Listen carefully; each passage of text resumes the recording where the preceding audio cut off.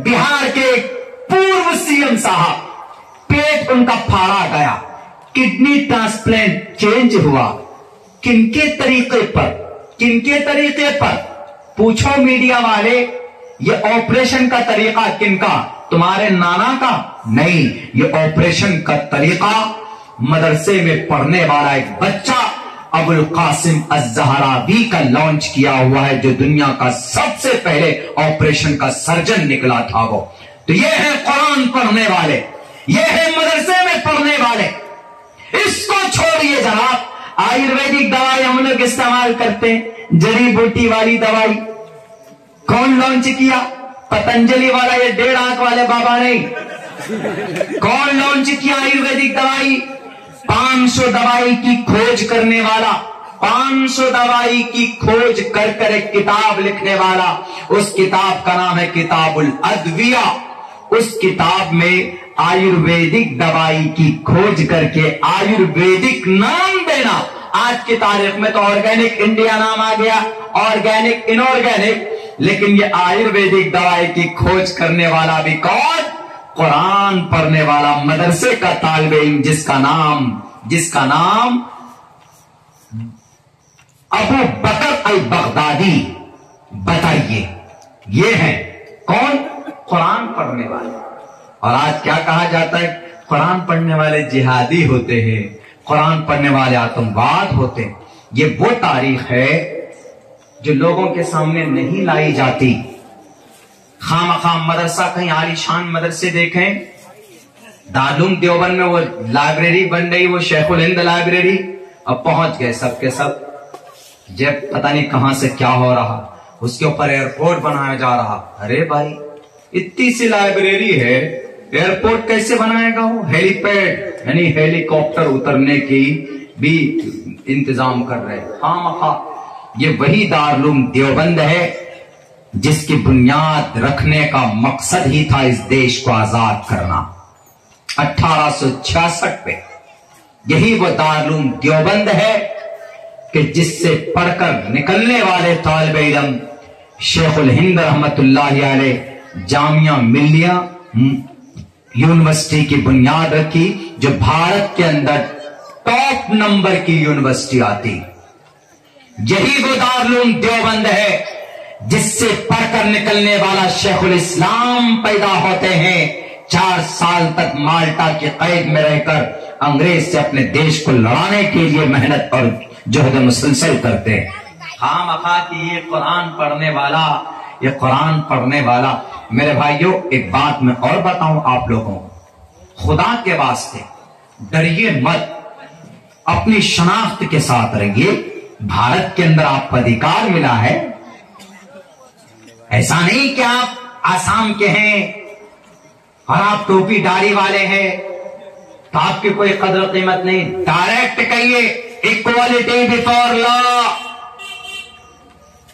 Article 14 है ना, equality before law, the equal protection of the laws within the territory of India. जितनी अहमियत, जितनी कीमत आसाम के सीएम की है, उतनी ही कीमत आपके इस बस्ती की सबसे गरीब आदमी की भी है। कौन कहता है? भारत के संविधान का दफा नंबर 14 कहता है इक्वालिटी बिफोर लॉ। ये मत समझना कि मौलाना है, नहीं जानता होगा, सिर्फ कुरान पढ़ना जानता होगा। मीडिया वाले तुम्हें गलतफहमी है। जो 3,22,000 अल्फाज को अपने सीने में महफूज कर सकता है, तो भारत के टोटल संविधान को भी याद कर सकता है और दुनिया की संस्कृत लैंग्वेज को भी तुम्हें पढ़कर समझा सकता है। और अंग्रेजी क्या? अंग्रेजी समझते हैं कि अंग्रेजी हमारे मदरसे में नहीं पढ़ाया जाता है तो मदरसे में कुछ होता ही नहीं है। मैं पढ़कर निकला हूं मदरसे से। आओ इंग्लिश में बात करनी है, कहां करोगे? बोलो, वही बात करते हैं। मेरे भाई, वही कभी कभी है ना, हमारी शराफत का कुछ लोग नाजायज फायदा उठाते हैं। हमें तशद्दुद का रास्ता बिल्कुल इख्तियार नहीं करना, लेकिन जहां पे भी रहना है आन बान शान के साथ रहना, घबराना नहीं, डरना नहीं, अल्लाह की जात पर भरोसा करके आओ मैदान में। कौन माए का लाल हो, मुकाबला करना चाहो, इतनी तालीम हासिल करो اتنی نالج دو اپنے بچوں کو کہ وہ کسی کے سامنے رسوا اور ذلیل نہ ہو. ایک مرتبہ لکھنؤ اسٹیشن پر میں تھا، ابھی پچھلے مہینے کی بات ہے. لکھنؤ بہت مشہور جگہ ہے، ندوۃ العلماء جہاں پر ہے، ندوہ وہیں پر تھا. اب بھارت کی سب سے بہترین مہنگی ٹرین کون سی ہے؟ راجدھانی ہے. ہمارا ٹکٹ اسی سے تھا. اب ہم لوگ سفر میں جاتے ہیں تو ایسی ٹوپی، ٹیڑھی میڑھی ٹوپی رہتی ہے، مفلر اوپر باندھ لیتے ہیں، ایسے ہی گندے سندے کپڑے میں رہتے ہیں. گندا ہی ہوتا، ناپاک نہیں ہوتا. دیکھیے کپڑے کا گندے اس کا مطلب نہیں ناپاک سمجھیے گا. گندا مطلب میلا کچیلا ہوتا. سفر کی وجہ سے آج یہاں کل وہاں. میں نے سوچا تھا کہ آسام جائیں گے ہیرا کندی میں، وہاں جا کر سب سے پہلے کپڑے بدلیں گے، اس کے بعد پھر شیروانی چڑھا کے بیان کرنا ہے. موقع نہیں ملا، سونا تھا، آدھا پون گھنٹہ سوئے، اس کے بعد آگے آپ کی اسٹیج میں. فرصت نہیں ملتی، کبھی کبھی شیڈول اتنا ٹائٹ ہوتا. اب وہاں پر سارے اسٹوڈنٹ کھڑے تھے، کوئی ایگزام تھا، اسٹوڈنٹ سب کے سب چڑھ گئے اسی. ہمارا بھی ٹکٹ اسی میں تھا، اسی راجدھانی میں. تو جو گارڈ ہے وہ کیا بول رہا ہے؟ اے ملا جی، اتر پردیش میں ایسے ہی بولتے ہیں، اے ملا جی. آپ کیا تو بڑا مہذب ہے، حضور بولتے ہیں، مولانا صاحب بولتے ہیں، حافظ صاحب بولتے ہیں. اتر پردیش میں زبان تھوڑی سی کھڑی. اے ملا جی کہاں جا رہے ہیں؟ ہم نے کہا کہاں جا رہے ہیں؟ بیٹھنے جا رہا ہوں، سیٹ ہے میری. تو کیا بولتے؟ نہیں یہ راجدھانی. تو ہم نے کہا کہ راجدھانی ٹرین ہی ہے نا، کوئی براق تو نہیں ہے؟ انسان ہی بیٹھے ہیں نا سب اندر میں، بیٹھنے دو. تو اس کے بعد کیا بولتا ہے؟ وہ سوچا کیا کہ مولانا صاحب ہے، زبردستی گھسے چلے آ رہے ہیں، ایک بیگ کندھے پہ ایک ہاتھ پہ.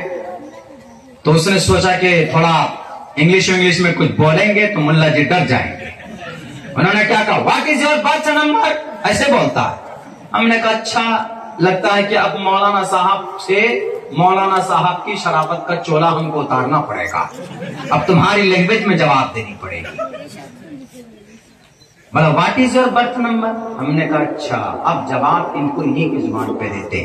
ہم نے کہا my birth number is 22، please let me go there make away. آدھا سمجھ میں آیا، آدھا سمجھ میں نہیں آیا اس کو. تب اس کو اوقات نظر میں آئی. لگ تو رہا ہے مولانا لیکن الگ قسم کا مولانا لگ رہا ہے. تب کیا بولتا ہے؟ ایسے گیٹ پہ ایسے ہاتھ دیے ہوئے تھے، ہوتا نا کبھی کبھی گیٹ پہ، ٹرین کے گیٹ پہ کھڑے ہو جاتے ہیں، پولیس والے اندر نہیں جانے دیتے. تب کیا بولتا؟ اندر سے جائیے، اندر سے جائیے. اندر سے گئے، سیٹ پہ بیٹھ گئے. راجدھانی میں کوئی خیر خواہ تھے، کبھی راجدھانی میں سفر کر لیتے، اللہ کروا دیتا ہے، کبھی ہوائی جہاز میں کر لیتے، کبھی بس میں کرتے، کبھی تو جنرل میں کرتے. ابھی پچھلے مرتبہ جنرل میں وہ باتھ روم کے سامنے، ٹوائلٹ کے سامنے جگہ ملی. ہمارے علماء ہر فیلڈ کے مالک ہوتے ہیں، اللہ جب جو موقع دیتا ہے وہی کرتے. کبھی مرغا کھاتے ہیں اور کبھی مرغا بنتے ہیں. بچے مدرسے میں ہم لوگ کم مرغا نہیں بنے. اگر آج آپ لوگ مٹن مرغا کھلا رہے ہیں تو یہ قضا کفارہ ہے. پوچھیے ہم لوگوں سے کہ کتنا مرغا بنا کر پیٹا گیا ہم لوگوں کو پڑھنے کے زمانے میں. اسی لیے اللہ نے کہا کہ مرغا بہت بنے ہو تم لوگ، اب مرغا ہی کھاؤ زندگی میں. اسی لیے ہمارے علماء کو مرغا بہت کھلاتے ہیں لوگ، کیونکہ بڑی محنت کرتے ہیں. وہ کیڑے والے کھانا کھا کر ہم لوگ پڑھے ہیں بھائی صاحب. تو بہرکیف یہ وہ زمانہ. اب جیسی سیٹ مل گئی، اب رننگ میں جا کر وہ دیکھ رہا ہے، کہہ رہا کہ مولانا یہی سیٹ ہے، یہی برتھ ہے آپ کی؟ ہم نے کہا کہ ہاں سر یہی میری سیٹ ہے. ہم نے کہا کہ سر انگلش کہاں چلی؟ انگلش کہاں چلی گئی آپ؟ یہ ہوتا جہاں ضرورت پڑے جو پیچھے نہیں ہٹنا، اپنے آپ کو پروف کرنا. اگر ڈر گئے، گھبرا گئے تو پھر آپ کو پیس دیا جائے. قانون اور سنویدھان میں آپ کا مقام اور مرتبہ ہے. اللہ کے نبی نے کسی کے اوپر ظلم زیادتی نہیں کی، لیکن سامنے والے نے اگر شریعت کے خلاف یا زبردستی ظلم کیا ہے تو آپ علیہ الصلوۃ والسلام نے اس کے ہاتھ کو پکڑ کر ظلم کرنے سے روکا ہے. اس لیے اللہ کے نبی نے کہا انصر اخاک ظالما او مظلوما، اگر تمہارے بیچ میں کوئی ظالم ظلم کرتا ہے تو اس کو روکو، اس کو روکنے پہ ہی ان کی مدد ہوگی. اللہ کے نبی نے روکا. بھارت کے سنویدھان کا article number 15 prohibition of discrimination on grounds of religion, prohibition नाजायज हराम of discrimination भेद भाव पैदा करना, धर्म के नाम पर ये हिंदू है, ये पैंट शर्ट वाला है, ये मुल्ला जी है, ये प्रोफेसर है।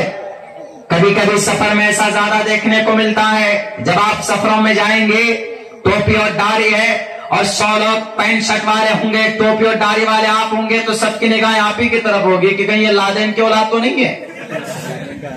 ऐसा ही होता, कभी कभी ऐसा बना दिया गया। हालांकि कौन लादेन, कौन क्या, कौन क्या, कुछ नहीं भाई, हम लोग तो सीधे साधे मौलाना लोग होते हैं। लेकिन यह है अपनी तशख़्ख़ुस के साथ, अपने वजूद के साथ सच्चा पक्का मुसलमान बनकर अच्छे अखलाक के साथ इंशाअल्लाह हम लोग हर जगह पर रहने की कोशिश करेंगे। सफर में जाएंगे तो एक मुसलमान बनकर रहेंगे और अच्छे अखलाक का मुजाहरा करेंगे। आप सफर में जा रहे हैं, रास्ते पर बस में बैठे हैं, अगर कोई बूढ़ा आ जाए आप सीट पर बैठे तो आप उठ जाइए, आपका अखलाक का मुजाहरा है, आप फौरन उसको बैठाइए।